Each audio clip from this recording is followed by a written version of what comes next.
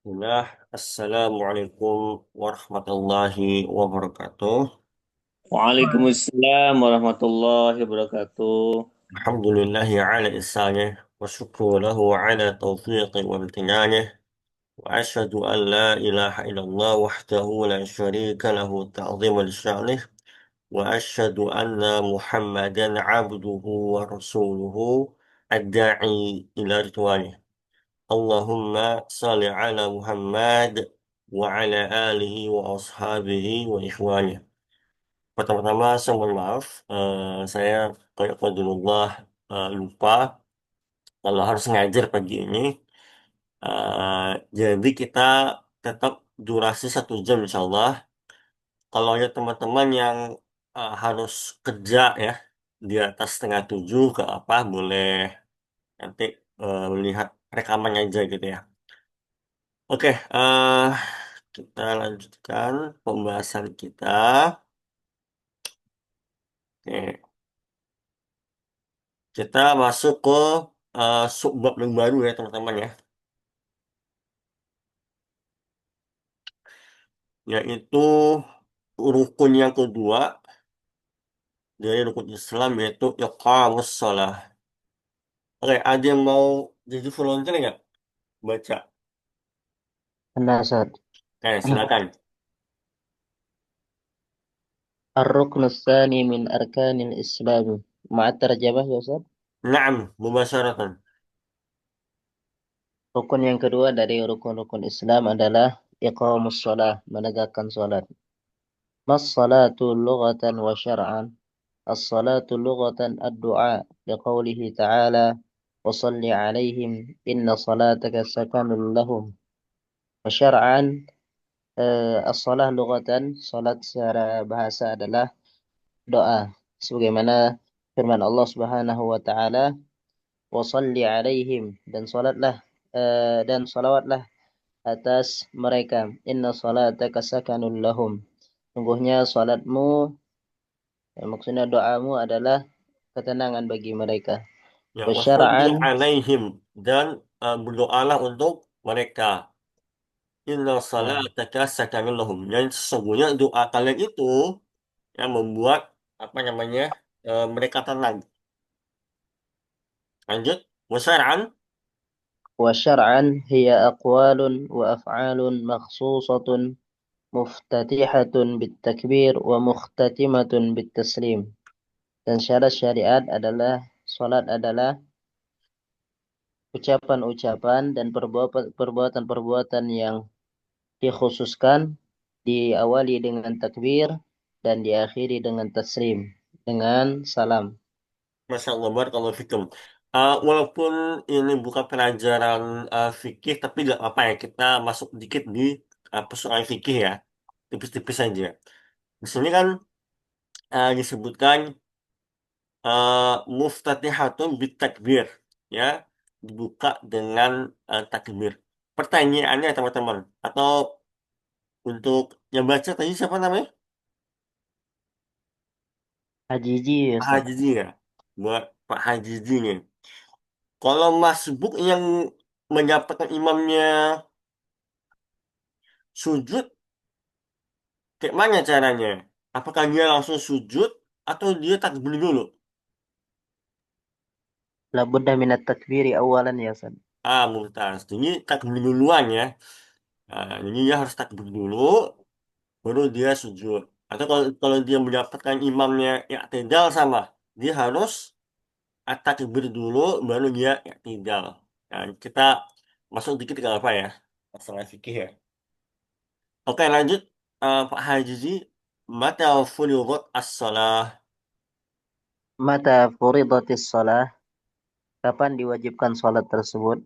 Furidatis salah lailatul Isra'i qabla al-hijrati bisanatin wa nisfin. Salat itu diwajibkan adalah pada malam Al-Isra, maksudnya malam Isra Mi'raj, sebelum hijrah setahun, setahun setengah sebelum hijrah. Wa buyyinat mawaqituha sabihatan tilkal lailah. dan dijelaskan waktu-waktunya sabihatan tilkal lailah, pagi hari pada malam itu ya. Ya, Ustaz ya. Iya, waktunya dijelaskan pada pagi hari setelah malam itu, setelah malam Isra. Hmm. Mal muradu bi iqamis shalah, apa yang dimaksudkan dengan menegakkan salat? Al muradu bi iqamis salati huwa al muhafazatu ala mawaqitiha wa isbaghu tuhuri biha wa itmamur rukuni was sujud wa itmamur ruku'i was sujudi wat tilawati wal khusyu'. Yang dimaksudkan dengan menegakkan salat adalah menjaga waktu-waktunya dan isbaghut tuhuri biha, dan menyempurnakan eh, taharah, menyempurnakan taharah dengannya. Wa itmamur rukuni was sujudi, dan menyempurnakan rukuk dan sujud.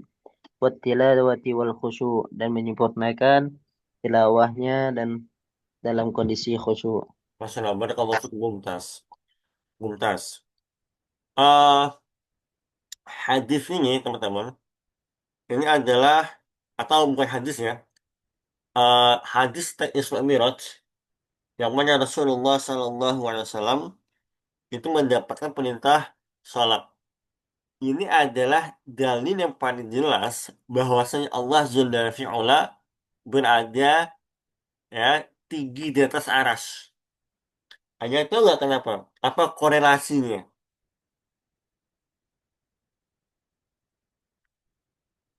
Hanya tahu nggak apa korelasinya?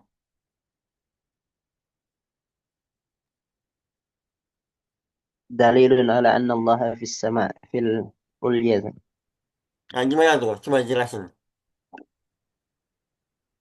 Karena sesuatu yang turun tidak mungkin dari atas ke dari bawah ke atas kan. Hmm. Yang Nah, mumtaz barakallahu fikum. Ya, di sini di Isra Miraj ya, hatta orang-orang teman-teman dari Asy'ariyah ya pun juga mengakui Isra Miraj ya Rasulullah naik ke langit. Ya, maka pertanyaannya, siapa yang Rasulullah temui di atas langit? Kalau bukan Allah Jalla fi'ala. Nah, maka sangat sederhana sekali ya. Baik. Nah, di sini ada pembahasan penting banget. Kenapa disebut iqamus shalah, tidak ada ussalah? Karena kalau hanya mengatakan mengerjakan sholat, sebetulnya kita bisa katakan ada ussalah. Tapi kita lihat di banyak hadis, ya, diksi yang dipakai apa? Iqamus shalah. Anda tahu nggak bedanya apa? Mengerjakan sholat dengan menegakkan sholat.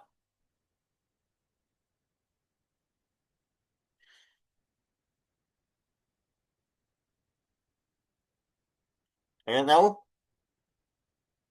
Atau Pak Haji ini yang baru saya baca? kalau menegakkan sholat, kalau mengerjakan sholat berarti hanya sekedar mengerjakan saat. Jadi tidak memperhatikan masalah menjaga waktu-waktunya, tidak memperhatikan masalah taharahnya atau menyempurnakan ruku, sujudnya dan yang lainnya. Sedangkan iqamatus sholah yang merupakan eh, al-fi'lul muta'addi, eh, itu mengharuskan sesuatu, Ustaz. Yaitu berupa menjaga waktu-waktunya, menyempurnakan wuduknya dan yang menyempurnakan rukuk dan sujudnya dan tilawahnya dan khusyuknya. Masalah mungkaz, barakallahu fiikum. Nah, inilah yang dituntut oleh syariat kita, yaitu menegakkan sholat. Yang bukan hanya sekedar mengerjakan sholat. Makanya mungkin ini bisa menjadi jawaban bagi orang awam. Eh, bukankah bukankah sholat itu mencegah seseorang dari perbuatan fahisyah? Jangan ya, betul ya, harusnya gitu ya. Tapi kenapa ada orang sholat tapi masih ya sering terjatuh dalam perbuatan fahisyah? Kalian tahu gak kenapa? Kan sholat bisa mencegah dari perbuatan fahisyah. Nah, jawabannya adalah bisa jadi orang tersebut hanya sekedar ya mengerjakan sholat. Dia tidak betul-betul menegakkan sholat. Bukan dia sholatnya di akhir waktu, berapa dzalik, atau dia wudhunya asal-asalan, ya sekedar basah aja, atau mungkin ya dia agak tumak ninah, dia cepet, gitu. Nah, maka bisa jadi itulah sebabnya sholat yang dia kerjakan ya tidak memiliki asar atas kehidupannya. Ya Allah dzalik. Akan lanjut yang siapa lagi yang mau jadi volunteer? Hanya bisa on mic langsung. Ya, silakan. Ma hukmu tarikus salah. Ma hukmu tarikis sholah? Apa hukumnya meninggalkan sholat? Man tarokas sholah, barang siapa yang meninggalkan sholat, wahwa baligun aqilun, dan dia telah balik dan juga berakal, jahidan liwujubiha wa ghayra jahilin,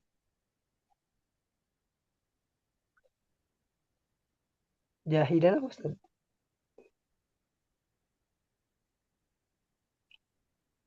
Apa Ustaz, jahidan Jahidan apa? diwuju biha dan dia apa ya bersungguh-sungguh Menentang dalam ya. dalam dalam apa? Dalam mengingkarinya. Menentang saja. Ya, mengingkarinya, menyentangnya, mengingkari kewajibannya. Nah, Ustaz. Dan dia bersungguh-sungguh untuk mengingkari kewajibannya, wa ghayra jahilin kafar wa kharaja minal millah, Maka dan dia bukan telah kafir ya. nah, Terus apa? Wahanaja minal millah. Apa itu maksudnya? dan telah keluar dari agama. Ya, betul. Lanjut, tuasil. Wa in tarokaha tahawunan au kasalan, nah, dan jika dia meninggalkannya tahawunan Tahawunan. Apa maksud tahawunan? Karena malas atau menyepelekan, meremehkan. karena menyepelekan atau meremehkan, Au kasalan au atau malas. ya, faqadir takabal kabir, maka dia telah Coba itu boleh kita maknai mengerjakan ya. Atau nah, melakukan boleh juga. Melakukan apa? Al-kabirah. Apa al-kabirah? dosa besar. Betul. Nah, selanjut. Walam yakhruj minal Islam, dan dia belum keluar dari Islam. Wa ta'ala. Qala ta'ala fa khalafa min ba'dihim khalfun adha'us salata wattaba'us syahawati fasawfa yalqawna ghayya illa man taba wa amana wa amila salihan faulaika yadkhulunal jannah wa la yuzlamuna syai'a. Tuntas. Terjem. Maka mereka menyelisihi, Fakhalafa ini eh khalafa justru itu maksudnya apa ya? Setelah di belakang mereka. Ya, maksudnya itu apa? Maksud itu setelah apa? Datanglah sesudah mereka pengganti yang lebih buruk itu loh. Fakhalafa min ba'dihim khalafun ya. Datanglah setelah mereka ya pengganti apa yang lebih buruk. Ya, apa yang dilakukan? Aldha'us salah. Apa aldha'us salah? meninggalkan salat, Boleh atau menyia-nyiakan salat. Kemudian apa? wattaba' Wattaba'us syahawat. Apa itu? mengikuti syahwat, Ya, hawa nafsu. Terus fasaufa yalqawna ghayya. Tahu? Fasaufa apa? Apa beda saufa dengan sa? Kalau sebenarnya saufa itu kemudian, sa juga kemudian. Tahu nggak teman-teman bedanya apa secara balaghah? Waktunya Ustaz. Ah, Lama waktunya Ustaz. Kelaknya itu lama. Kalau saufa itu agak lama daripada sa itu. ya, ya kalau sa itu dia langsung gitu. Maksudnya dia kemudian, tapi kemudian itu langsung. Gak ada jeda yang lama gitu ya. Tapi kalau saufa itu kemudian tapi ada rentang waktu yang agak lama. Itu bedanya. Maka apa? Kemudian eh fasaufa yalqauna mereka akan menjumpai apa? Ghayya. Apa ghayya? Kalian tahu nggak? Sesatan. Kesesatan bener banget. Lanjut, terjem. Illa man taba. Kecuali orang yang bertaubat, Ya kecuali orang yang bertobat. beriman dan Kemudian mengerjakan wa amana. beriman, Apa wa amana? beriman, Beriman. Kemudian wa amila salihan. mengerjakan kebaikan, Faulaika maka mereka itu akan masuk surga wala yuzlamuna syai'ah. dan tidak dizalimi ataupun dirugikan sedikit pun. Masya Allah, mumtaz. Barakallahu fikum. Nah, kita punya poin penting teman-teman di sini. Poin pentingnya adalah uh, orang yang nggak sholat, ya, karena malas, ya. Banyak nggak orang Indonesia nggak sholat karena malas? Banyak nggak? Banyak Ustaz. Banyak ya. Kita kalau lihat apa namanya para pedagang di kaki lima itu kebanyakan nggak sholat, ya. Atau supir gitu ya. Kenapa nggak sholat mereka? Karena males. Harus ninggalin lapak dulu atau harus ninggalin narik mobil begitu ya. Cari masjid ya. Susah bagi mereka. Ya. Akhirnya mereka nggak sholat. Nah, kalau yang demikian ini, mereka terjatuh pada dosa besar. Ya. Mereka terjatuh pada dosa besar, tapi mereka masih ya belum dianggap batal keislamannya. Tapi kalau mereka yang meninggalkan sholat, nanti hanya pembahasannya. eh karena dia itu sengaja, karena dia itu memang beranggapan nggak wajib. Ada nggak orang yang menganggap sholat bagi dia itu nggak wajib, tapi kalau bagi orang lain wajib? Ada nggak teman-teman? Banyak Ustaz. Apa contohnya nih? Dia sebut ormas ya, apa contohnya? Yang udah sampai tingkat ma'rifat Ustaz. Ya, ini paling banyak ya. Eh, sebagian sebagian orang beranggapan dia udah level apa ya? Level penghambaan dia kepada Allah udah beda. Orang awam itu level syariat katanya. Sholat, ya puasa. Tapi kalau dia udah level ma'rifat. Dia udah tahu hakikat sebetulnya dari penghambaan. Katanya gitu ya. Akhirnya apa? Akhirnya nggak sholat.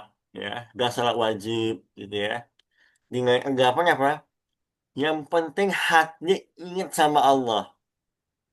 Pernah dengar nggak teman-teman? Alasan kayak gitu. Gue gak sholat, gak apa, karena gue ingat sama Allah. Yang penting hatinya ingat. Ini agak-agak mirip nih sama masalah hijab. Yang penting hatinya berhijab. Nah, itu salah ya, itu keliru. Gak boleh. Bahkan eh ya seperti Syekh Muhammad bin Abdul Wahab memasukkan yang demikian itu kepada pembatal keislaman. Ya, beranggapan dirinya terbebas dari syariat, ya, merasa dikhususkan, maka itu termasuk pembatal keislaman. Sederhana aja lah. Nabi aja yang udah Allah jamin surga itu masih sholat, nggak merasa terbebas dari syariat. Nabi loh, ya kan? Ya apalagi ente cuman manusia biasa, nggak masuk akal banget. Nah gitu ya. Jadi para ulama gak ada khilaf ya, gak ada khilaf terhadap orang yang sengaja gak sholat dengan sebuah keyakinan bahwasanya sholat itu gak wajib. Maka gak ragu para ulama menganggap dia telah ya kharaja minal millah. Dia telah keluar dari keislamannya. Gitu. Tapi kalau untuk yang tadi, orang gak sholat karena malas, itu sebetulnya khilaf. Ya, sebetulnya khilaf. eh ada yang berpendapat kalau dia memang sudah menjadi rutinitas gak sholat, walaupun dia meyakini sholat itu wajib, tapi dia emang malas aja dia sholat tiap hari. Dia gak sholat kecuali sholat Jumat. Penyanyi kan teman-teman, kaum muslimin, ya dia gak sholat kecuali hanya Jumatan doang. Banyak Ustaz. Banyak ya, banyak banget. Itu banyak banget. Bahkan tuh ada yang lebih parah. Ya, ada orang yang nggak sholat kecuali hanya Idul Fitri sama Idul Adha. Ini lebih parah lagi. Nah, dan itu banyak banget. Ya, Allah musta'an. Kita ini memang negara dengan jumlah kaum muslimin terbesar ya. Tapi kalau kita melihat hadis Rasulullah, kita ini kayak buih gitu loh. Banyak secara kuantitas, tapi nggak sholat, nggak puasa malah. Ya banyak rukun Islam yang sengaja dilanggar begitu. Oke, nah jadi para ulama ada yang berpendapat kalau sengaja nggak sholat karena punya keyakinan ya itu nggak wajib dan dia melakukan sorry, sorry, karena malas ya karena malas dan dia melakukan hal tersebut ya secara rutin, maka para ulama sebagian berpendapat ya dia telah keluar dari Islam. Wallahu taala alam. Oke, siapa lagi yang mau jadi volunteer bisa langsung on mic gak apa-apa.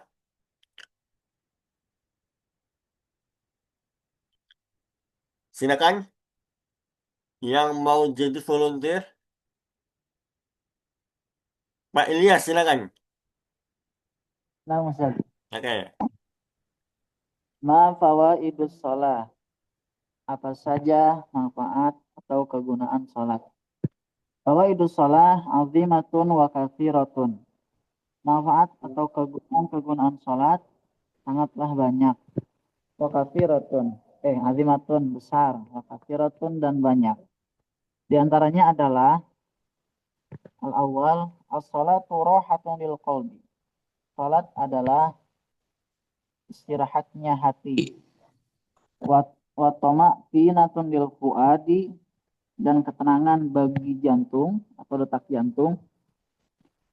Waruh dan begitupun jiwa, ruh. Dikauli Rasulullah Shallallahu Alaihi Wasallam sebagaimana perkataan Rasulullah Shallallahu Alaihi Wasallam kepada Bilal, kum ya Bilal, fa'arihna bisolah. Bangunlah wahai Bilal, fa'arihna bisolah. Kita beristirahat dengan sholat. Oke, sebentar. Tadi kan disebutkan as-salatu rahatun lil qalbi. Yaitu terjemahan yang paling enak adalah eh, sholat adalah ketenangan. Rohah, ketenangan bagi hati. Oh, Kemudian wa tama'ninatun lil fuadi. Tadi kan disebutkan jantung ya. Nah, yang iya. tepat adalah jiwa. Ya, jadi ketenangan atau kedamaian bagi jiwa, waroh dan roh.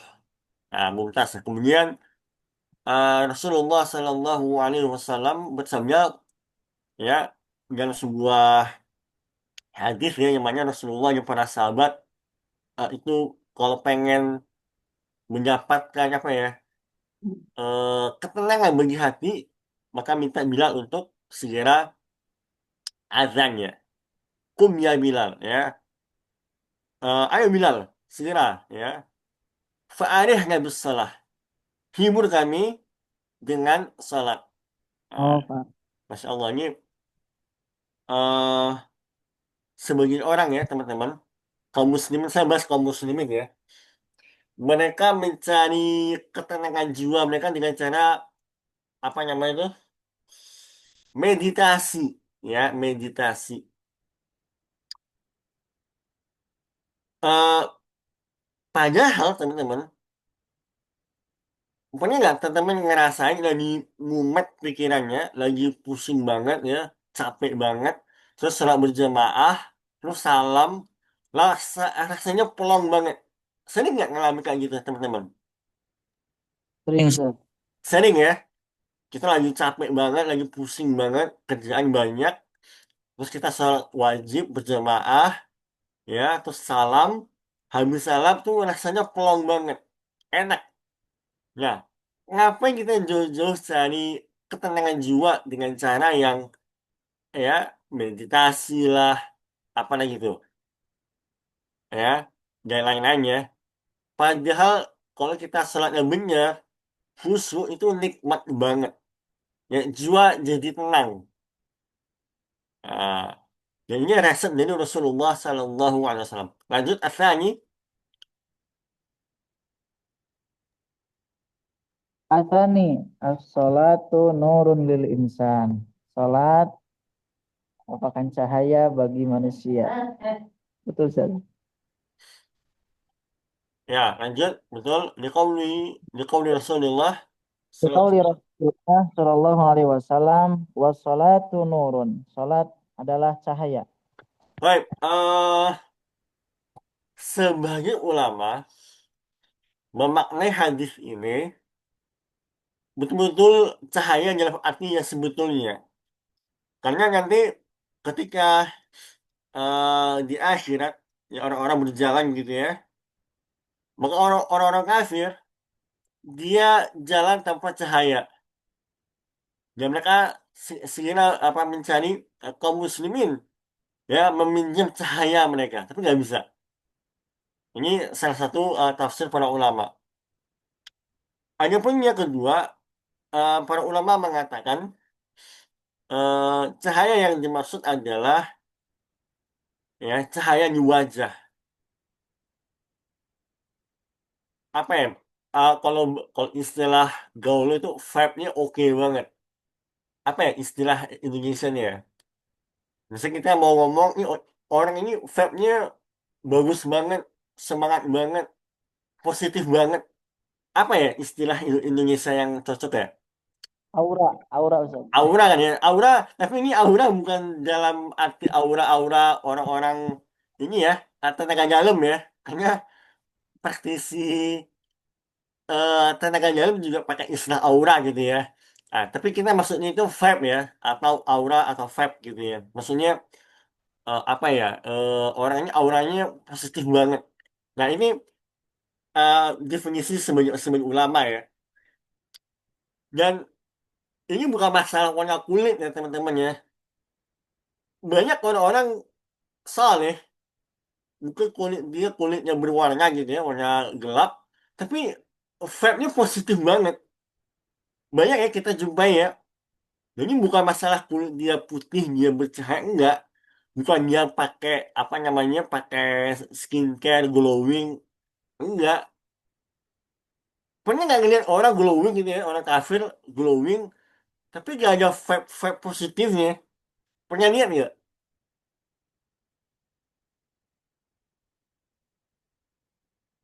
Hah?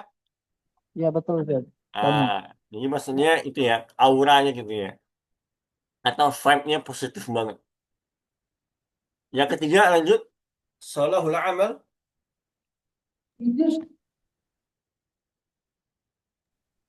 Lanjut bacanya.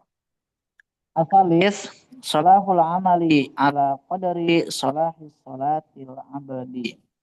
Salahul amali, memperbaiki amal ala qadari salahu salatil abdi, atas kadar perbaikan salatnya seorang hamba. Betul Ustaz.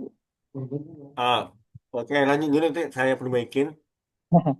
Biqaulin Nabi sallallahu alaihi wasallam, bagaimana perkataan Nabi sallallahu alaihi wasallam, awaluma yuhasabu bihil abdu yaumal qiyamati as-salah. Hal yang pertama yang dihitung pada hari kiamat, bihi al-abdu, dari seorang hamba, yaitu adalah as-salat. Fa in salahat salahalahu sairu amalihi. Apabila apabila buruk, apabila rusak ya salahat. Apabila oh ya salah. Apabila telah diperbaiki, maka diperbaikinya dengan jalan amal-amalnya. Wa in fasadat fasada sairu amalihi. Dan apabila rusak, maka rusaklah seluruh perjalanan perbuatannya, amalnya. Ustaz. Oke, mumtaz. Barakallahu. Nah, salahul amal itu sebetulnya lebih enak kita terjemahkan baiknya amal, baiknya sebuah amal atau diterimanya sebuah amal, itu boleh. Maknanya sama. Salahul amali, ya baiknya sebuah amalan itu ala qadrin salahil salatil abdi. Ya tergantung sebaik mana ya amalan sholat jadi hamba tersebut. Dan ini apa? Dan ini sabda Rasulullah Sallallahu Alaihi Wasallam, "Awwalu ma yuhasabu bihi al-abdu yaumal qiyamati shalah."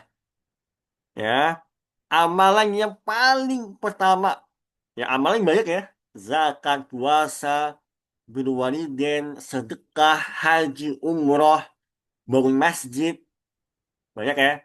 Tapi yang pertama kali akan dihitung oleh Allah Jalla fi'ala adalah salat. Fa in salahat salahu lahu sa'irul amalihi. Kalau amalan salat dia benar, salat wajib dia benar, ya, bernilai gitu ya, gak dia tumakninah salatnya, dia menyempurnakan wudhunya, begitu, maka insya Allah seluruh amalannya baik, ya, itu alamat kebaikan dia. Tapi kalau rusak dia punya sholat, dia sholat asal-asalan, dia sholat na'udzubillah bidzalik di akhir waktu, ya na'udzubillah bidzalik, gak khusyuk, ya gak tumakninah. Nah ini adalah alamat dari rusak semua amalan dia. Na'udzubillah bidzalik. Ya. Lanjut yang keempat. Baik, ar-rabi'. Man hafadha 'alaiha, barang siapa yang menjaga salatnya, kana lahu ahdun indallah, maka dia mempunyai janji di samping Allah atau terhadap Allah an yudkhilal jannah, untuk dimasukkan surga. Di qaulin Nabi sallallahu alaihi wasallam, sebagaimana sabda Nabi sallallahu alaihi wasallam, khamsu salawatin katabahunna Allah 'alal ibad, 5 salat, 5 waktu salat katabahunna Allah, yang dituliskan Allah 'alal ibad terhadap hamba, manja barang siapa yang datang dihina dari salat 5 waktu tersebut, lam yudayya, nama maksud.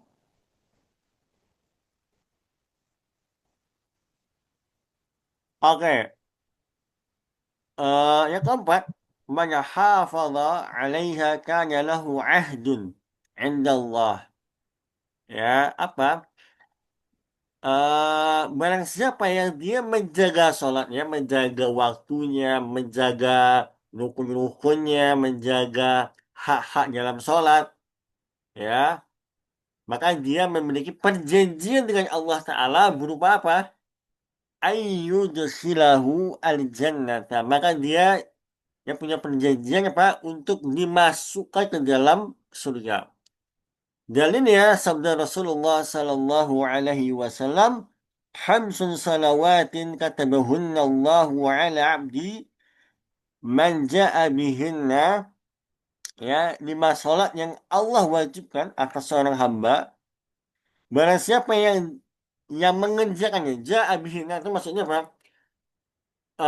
Mengerjakannya, yang mengerjakannya, lam yudha yudhayya, dan dia nggak menyia-nyiakan syai'an, apapun nggak dia sia-siain. Dia nggak sia-siain dalam hal wudhunya, dia nggak sia-siakan dalam masalah rukun-rukunnya, dia nggak sia-siakan dalam masalah tumak ninahnya, dia penuhi semuanya. Ya, lam lam yudhayyi' minhunna syai'an, ya, istighfafan, kemudian apa? Dia tidak meremehkan, ya, dia nggak meremehkan. Kana lahu 'indallahi ahdun ayyudkhilahul jannah, ya. Sebagaimana yang kita sampaikan tadi, maka hamba tersebut punya perjanjian dengan Allah Jalla fi'ala berupa apa? Ya, dia dimasukkan ke dalam surga. Wa man lam ya'ti bihinna, ya, maka barang siapa yang tidak menunaikannya, falaisa lahu 'indallahi 'ahdun, maka dia gak punya perjanjian sama Allah Ta'ala. Ya, dia gak punya hak untuk menuntut hal yang sama juga karena gak ada perjanjian. Ya, insya'a adzabahu wa insya'a adkhalahul al-jannah. Kalau Allah berkehendak, Allah siksa dia. Tapi kalau Allah berkehendak, Allah masukkan ke dalam surga. Nah, ini juga dalil, ya, yang dipakai para ulama, orang yang terjatuh dalam dosa besar selama bukan kesyirikan, maka itu tergantung kehendak Allah. Bisa Allah ampuni, bisa Allah azab, ya. Tapi kalau dia menyekutukan Allah Ta'ala dan nggak sempet taubat, udah, itu nggak ada kompromi. Langsung dia permanen di kerak neraka. Alhamdulillah. Ya. Lanjut, yang kelima, al-khamis, yang terakhir. Apa Ustaz? Asal awalan. Gimana? Nah, berarti yang kata bahun Allah, kata bahuna, berarti sama dengan kalimat di Al-Quran ya Ustaz. Kutiba, diwajibkan. Artinya. Bener banget. Bener. Makanya ini nih, kalau secara letter kata bang itu kan menulis, ya. Iya betul. Cuman kalau kita terjemahkan nggak sesuai konteks, maka kita bawa konteksnya kepada apa? Diwajibkan. Makanya kan eh kutiba alaikumusiyam.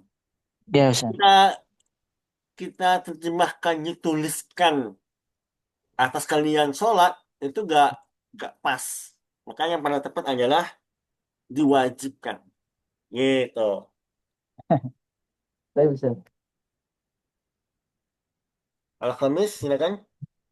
Al-Khamis, salatu tu'inul abda an yantahiya anil fahsya wal munkar.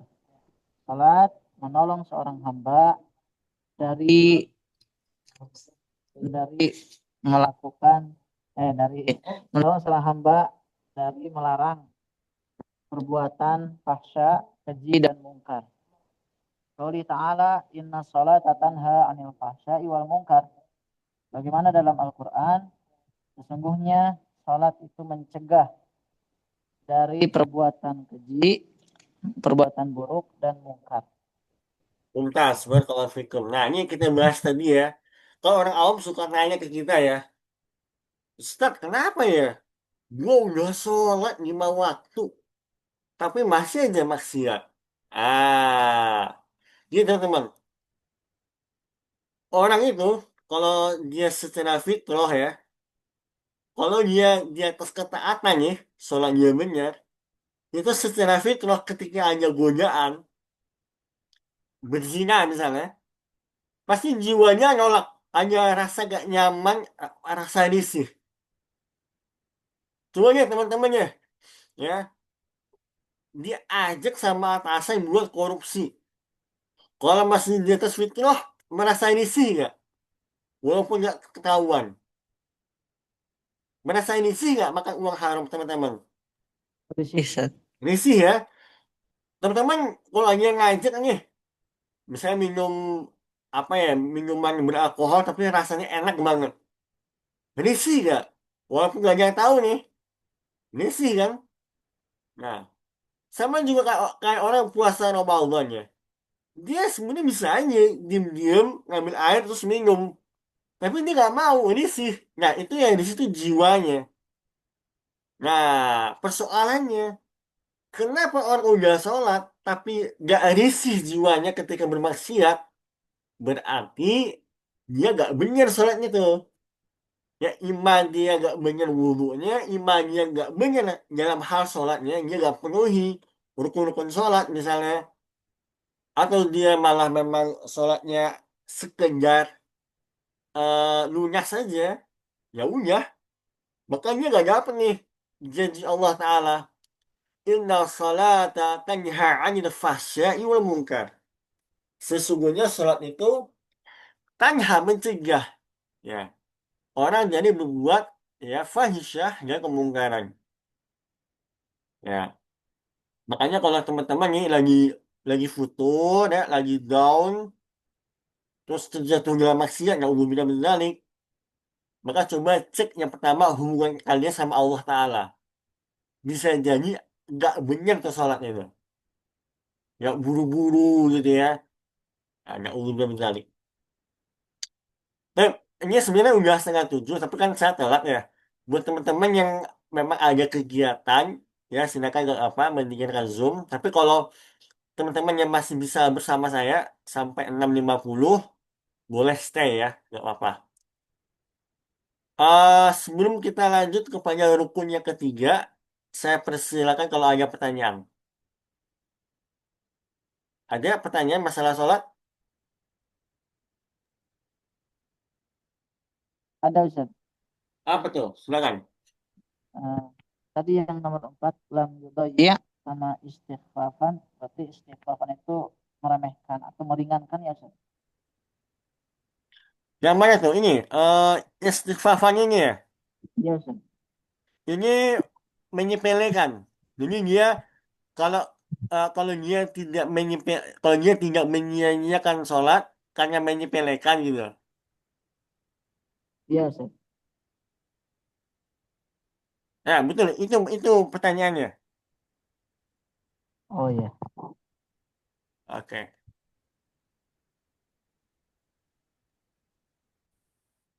oke kita lanjut ya. Rukun yang ketiga, ita zakah. Ada yang mau volunteer?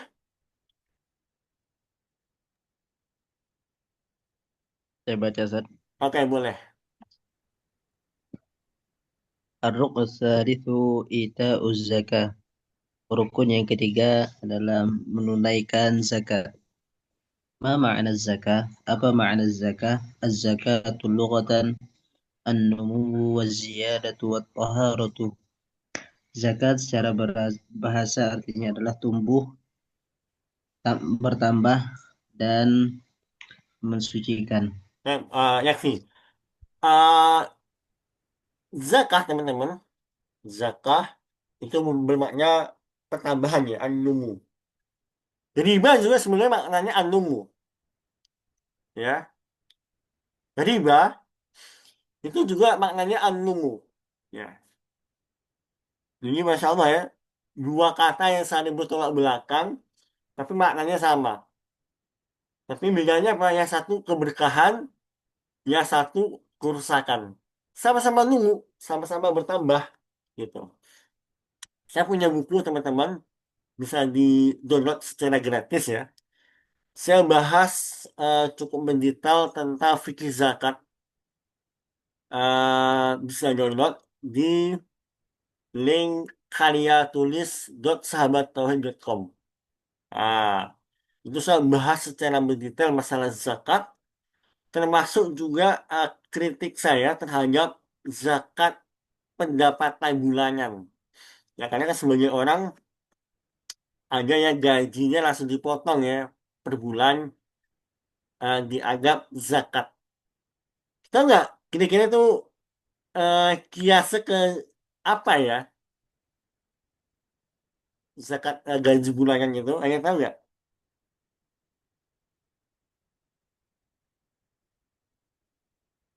Hmm? Ada yang tahu nggak? Zakat yang langsung dipotong bulanan itu kiasnya apa?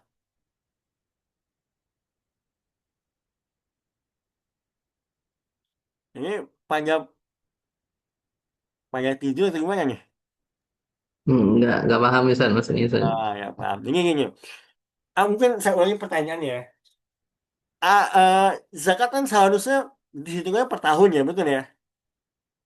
Nah, ya Ustaz. Nah, sebagian orang ada yang dia dapat gaji, ya misalnya tanggal 1 nih dapat gaji, langsung dia potong gaji dia bayar zakat. Atau memang sengaja dipotong oleh atasannya dengan dalih zakat. Dan hal ini banyak dipakai di lembaga amil zakat Indonesia. Pertanyaannya, kira-kira apa dalilnya? Kok mereka nggak per tahun tapi per bulan gitu loh? Nah, itu pertanyaannya. Izin Ustadz, yang pernah saya dengar itu dari zakat penghasilan Ustadz, karena ya dianggapnya hitung 1 tahun, ya kan kalau nisabnya kalau per bulan mungkin nggak sampai, jadi 1 tahun, jadi dipotongnya tiap bulan. Yang pernah saya dengar, walaupun kita yakini itu salah gitu Ustadz. Ya, barakallahu fikum. Eh, Sebetulnya alasan yang paling kuat yang mereka bawa adalah zakat pertanian. Karena kalau zakat pertanian itu setiap kali panen zakatnya. Akhirnya para lembaga-lembaga ini mereka mengkiaskan gaji bulanan itu adalah sebagai hasil panen. Nah, ini yang keliru teman-teman ya. Karena beda lah karena gaji itu adalah ujroh, upah. Ya, bukan hasil panen ya. Jauh banget. Jauh banget. eh yang kedua, dalam zakat pertanian itu ada rinciannya. Kalau dia itu dialiri oleh air hujan misalnya, atau ada sungai, itu beda lagi sama orang yang apa namanya mengairi pakai mesin atau dia bawa manual airnya, beda. Nah, kira-kira tahu nggak apa motif ekonomi banyak lembaga zakat yang narik zakat gaji bulanan dari kaum muslimin? Tahu nggak kenapa? Ah, coba analisa. Kenapa ya kok banyak lembaga-lembaga yang demen banget sama zakat bulanan? Ayo, halo, Kurang tahu Ustaz. nggak tahu. Waduh, Iya nggak Ustaz, tahu. kurang tahu Ustaz. Tapi pertanyaannya paham nggak? Coba, Pak Dino, pertanyaannya paham nggak? Pertanyaan, Pertanyaannya paham ya Ustaz, tapi dasar mereka memperlakukan itu yang nggak paham ya Ustaz. nah, coba, eh, apa yang antum tangkap dari pertanyaannya? Eh, para lembaga itu eh, mengambil zakat dari penghasilan dari bulanan para pegawainya Ustaz yang Ya, tetap kayak dari gitu Ustaz. pegawainya, jadi kaum muslimin seluruh Indonesia, mereka demen banget. Itu motif Eh, ekonomi sebenarnya. Nah, saya mau kasih clue nih. Itu sebetulnya motif ekonomi. Tapi kenapa kira-kira? Apa maksudnya motif ekonomi?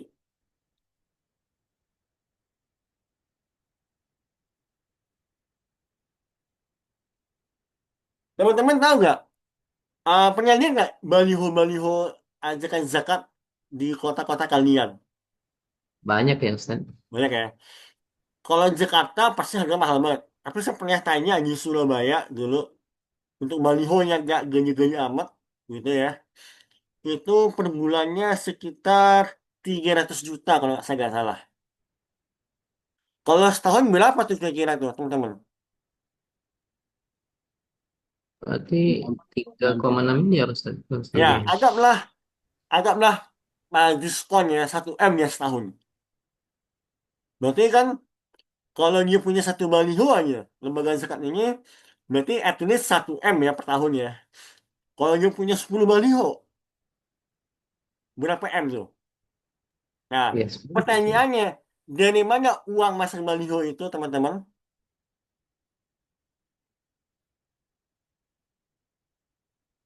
Ada yang tahu nggak dari mana datangnya uang itu? Nggak tahu ya Ustaz. Nah, Ya, Ustaz. masa nggak tahu? Uang sebesar itu loh. Masa baliho, jadi mana uangnya? Masa jadi langit turunnya? Enggak dong. Anggaran Dari negara. masyarakat, Ada di mana? dari masyarakat. Enggak dong. Masyarakat mah gak ada iuran ke lembaga zakat. Anggaran. Anggaran apa? Dari zakat yang ditarik ya Ustaz. Bener, kayaknya boleh. Secara syar'i boleh. Maksudnya boleh bukan artian saya membenarkan zakat itu bulanan itu ya enggak. Gini, eh jadi amil zakat itu yang sah hanya yang ditunjuk oleh pemerintah, oleh ulil amri ya. Makanya kalau kayak saya nih, atau lembaga-lembaga lain yang nggak ditunjuk oleh pemerintah, itu nggak boleh ngambil bagian di zakat. Hanya boleh menyalurkan aja, tanpa dipotong gitu ya. Tapi kalau dia ambil zakat yang diakui oleh ulil amri, ya, makanya boleh ngambil jatah dia. Ya, boleh, hukumnya boleh. Kalau dia ambil zakat, ya, yang diakui oleh pemerintah, yang disahkan oleh ulil amri. Dia boleh ngambil zakat sebagai apa? Ambil zakat, ya. Itu salah satu asnaf penerima zakat. Nah, karena eh, kalau dia nunggu setahun itu kelamaan, maka lebih enak per bulan cash flow-nya jalan terus, uangnya mutar. Nah, itulah motif ekonomi. Kan saya mahasiswa ekonomi syariah ya. Jadi kita bahasnya perspektif ekonomi gitu ya. Nah, itulah sebabnya kenapa banyak orang, lembaga-lembaga ini, mereka sangat membela zakat bulanan. Karena kalau dari Contoh. segi ekonomi, itu menguntungkan cash flow mereka. Dan mereka bisa pakai untuk promosi di baliho misalnya, menggaji para staf misalnya, dan selama mereka resmi dan ulil amri, mereka boleh ngambil ya. Walaupun ya agak inilah, ada beberapa muskilah misalnya, sebenarnya gitu. Oke, itu sekedar ini ya, maklumat aja sih. Afwan Ustaz, suaranya hilang-hilang. Apa cuma Diana ya? Suara saya jelas nggak teman-teman? Halo, halo, cek, cek. Halo, Jelas halo. ya Ustaz. Jelas. Jelas Jelas ya? ya Ustaz. Oke, Hmm. Alhamdulillah. Oke, nah tadi kita bahas eh, zakat secara lughah itu an-numu, ya, pertambahan. Sebagaimana juga ya riba itu juga maknanya an-numu, pertambahan juga. Nah, bedanya apa kalau riba ya gak berkah, gak berkah. Orang yang terjatuh dalam riba itu pasti ya ada aja musibah, entah anak-anak narkoba lah, istrinya berzina, yang udah bilang zalik ya, atau anaknya tawuran lah, ada aja masalahnya. Ya bisa. Oke, wasyara'an. Coba siapa yang mau bahasanya? Definisi secara istilahnya apa? Tadi baca Pak ini ya, Pak Hariri ya, Ajiji, Haji Ustaz. ya. Ya. Ya, Syar'an haqqun wajibun fi malin makhsusin li ta'ifatin makhsusatin fi waqtin makhsusin. Secara syariat zakat adalah hak yang wajib pada harta yang khusus, pada eh, ta'ifah yang khusus, kelompok yang khusus yang menerimanya fi waqtin makhsusin, dan pada waktu yang khusus juga. nah ini definisinya udah komplit banget teman-teman. Ya, jadi zakat itu eh hak wajibun ya fi malin makhsusin ya. Dia zakat ini pada harta yang khusus. Maksudnya apa? Maksudnya dia punya aturan yang khusus, ya, punya aturannya, punya nisab, ya, punya ukuran nisabnya. Kalian tahu nggak nisab harta itu berapa? Hitungan emas ya Ustaz. Ya, benar. Atau perak juga boleh. Tapi kalau saya pribadi lebih condong kepada emas ya. Berapa gram? Kalian tahu nggak? 85 ya Ustaz. Minimal 85. 85 itu kalau emas per hari ini ya. Emas yang hari ini kalau 1 gram itu 2 juta lebih ya. Berarti kan 2 kali lipatnya. Kira-kira kalau teman-teman nggak punya duit sekitar berapa ya? 70 jutaan ya. Kira-kira nanti bisa dicek berapa sih pasnya. Maka teman-teman udah mulai menghitung nisab. Ya, udah mulai haulnya. Nanti dilihat selama setahun itu hartanya nambah atau berkurang. Atau sama. Ya, kalau sama tetap gitu ya. Kena dia zakat. Kalau ternyata berkurang, maka nggak kena zakat. Nah, kalau berlebih, udah jelas ya, kena zakat. Tapi hanya khilaf ya, teman-teman ya. Hanya khilaf. Apakah zakat itu, gini loh, ah misalnya nih, si A, oh, bentar, kenapa nih? Cancel. Misalnya gini, seorang suami gitu ya, dia dapat harta bulan Januari 200 juta bonus misalnya. Berarti udah masuk haul nggak? Masuk haul nggak, teman-teman? Gempa gimana ya Ustaz? Misalnya seseorang dapat bonus dari bos dia bulan Januari 200 juta. Itu udah mulai haul atau belum? Oh, belum Belum Ustaz. Ustaz. Harus disimpan Belum. selama 1 tahun ya Enggak, Ustaz. udah mulai haul namanya. Udah mulai Oh, start haul ya. haul. Hmm. Udah mulai start ya haulnya ya. Udah mulai dihitung haulnya. Nah, tahu-tahu di bulan 11 dia dapat bonus lagi misalnya 3M. Pertanyaan saya nih, mohon dijawab. Yang 3M ini dia ngikut haul yang pertama atau dia bikin haul baru, haul terpisah. In haul baru Ustaz. Oke, Anda bilang haul baru. Ada yang lain nggak punya pendapat haulnya gabung sama haul pertama nggak? Ada nggak yang punya pendapat yang demikian? Yang pertama, Ustaz. Gabung gitu ya. Nah, ini khilaf para ulama. Ini khilaf para ulama. Ya, khilafnya dua. Yang berpendapat ikut haul yang baru, ya, yang ini jumhur ya, mazhab Syafi'i, Hambali juga ya, Ibu Qudamah bahasnya juga.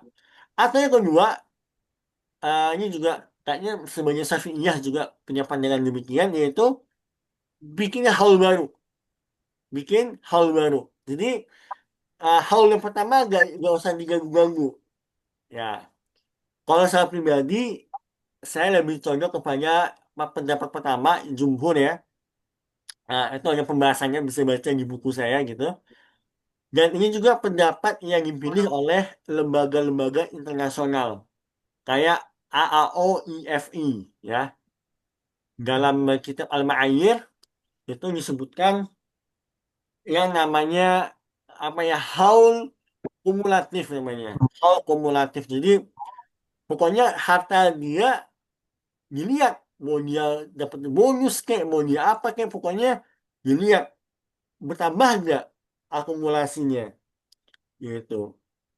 Maka sebagian orang malah berpendapat ya dia pisahin haul gaji dia sama haul emas fisik yang dia punya. Nah, itu ya boleh-boleh aja itu pendapat fikih ya. Yang penting dia bayar dia punya zakat. Karena sebenarnya eh ujung-ujungnya total zakat yang dia keluarin sama juga sebenarnya. Cuma waktunya aja yang beda. Oke, udah 6.50 teman-teman. Ada pertanyaan nggak? Nggak ada? Oke, saya mohon maaf ya, tadi saya telat 20 menit, tapi Alhamdulillah kita selesai sesuai waktunya. Kita akhiri dengan doa kafaratul majelis. Subhanakallahumma wa bihamdika asyhadu an la ilaha illa anta wa astaghfiruka wa atubu ilaik. Wassalamu alaikum warahmatullahi wabarakatuh. Barakallahu fikum. Waalaikumsalam. Waalaikumsalam.